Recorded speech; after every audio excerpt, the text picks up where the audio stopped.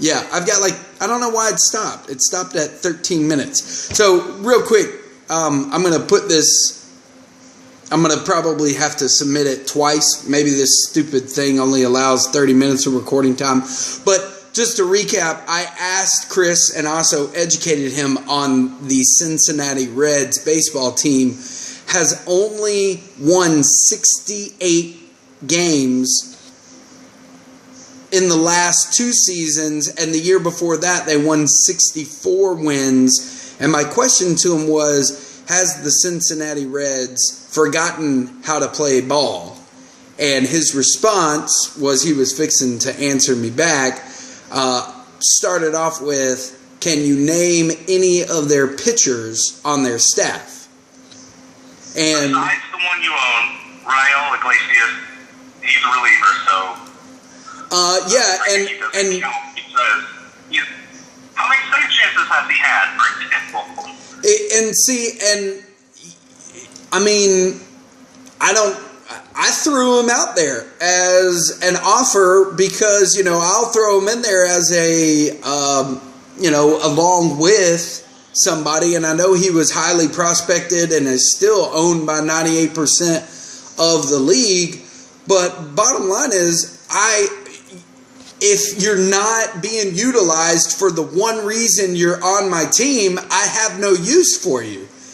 And, you know, unfortunately, I'm not going to just drop him because of the fact that he is going to get me some strikeouts. But if you're only going to get, at best, 35 of that potential 68 opportunities for a save, which, I mean, it's not even going to be that big of a number, but clearly they're not going to give him the rock, you know, every ending of 68 games.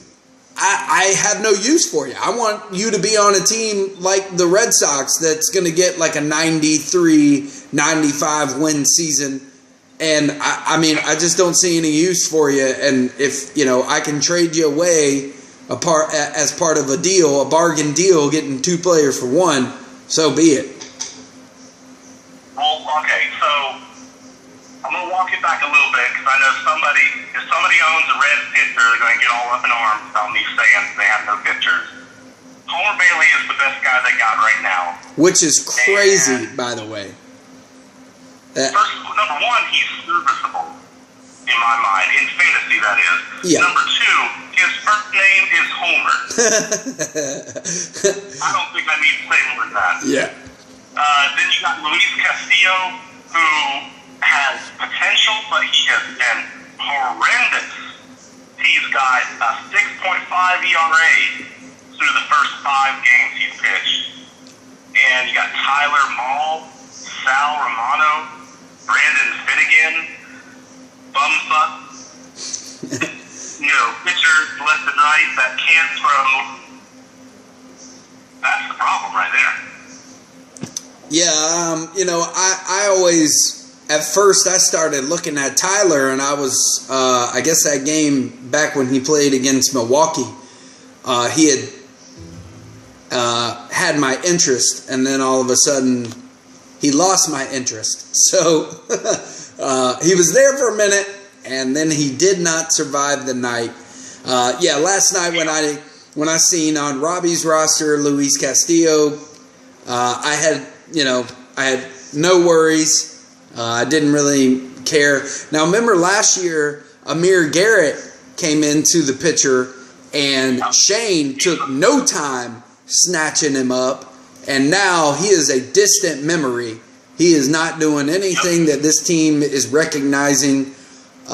He also is in the bullpen as of right now, so they really aren't recognizing him as being a starter at all, which is still kind of crazy because I didn't think he did very bad last year in the starting role. So he got by with bad stuff, right? In my opinion, and I think the proof is they are not willing to start him over the turds that I just listed out. Right. Well, I won't disagree with you, man. I think that their pitching staff is obviously one of question, but when you when you are looking at your team and arguably the Miami Marlins are being suggested as the worst team in baseball and your record does not reflect such. And well, wait a minute. Let me say something in defense of the Reds. Their run differential isn't as bad as the Miami Marlins. Okay. Well, you know what I'm talking about? The runs that they're giving up. Runs allowed. Right? Yeah. Yeah. So, by that metric, the Marlins are the worst. Okay. Well, I will say this. It is a little bit of a head scratcher for me because I jumped on Scooter Gennett last year and I have not seen one bit of flair.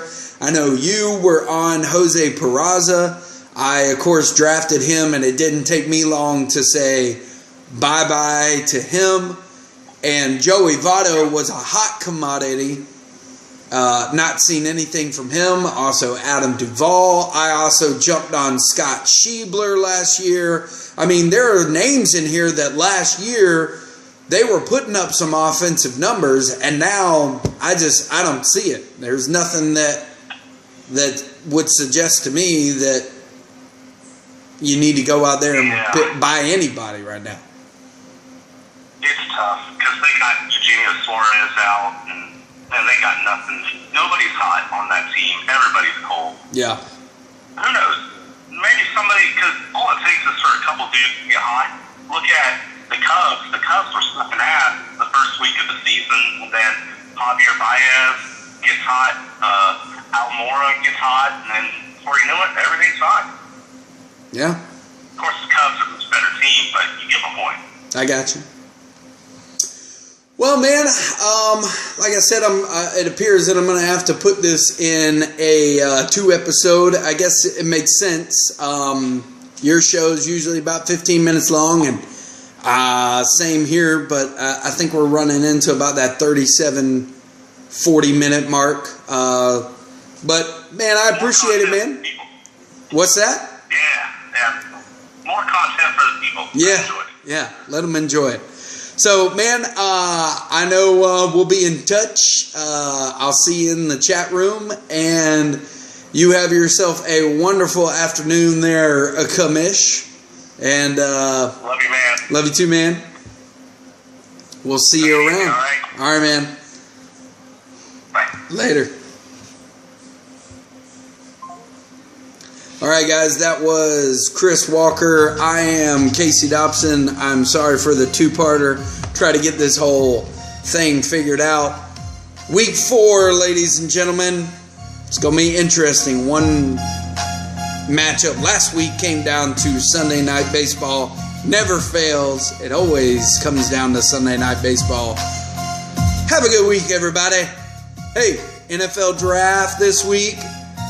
But in case you haven't heard, The Avengers comes out this week. Get your tickets. I swear these people should start paying me. Later.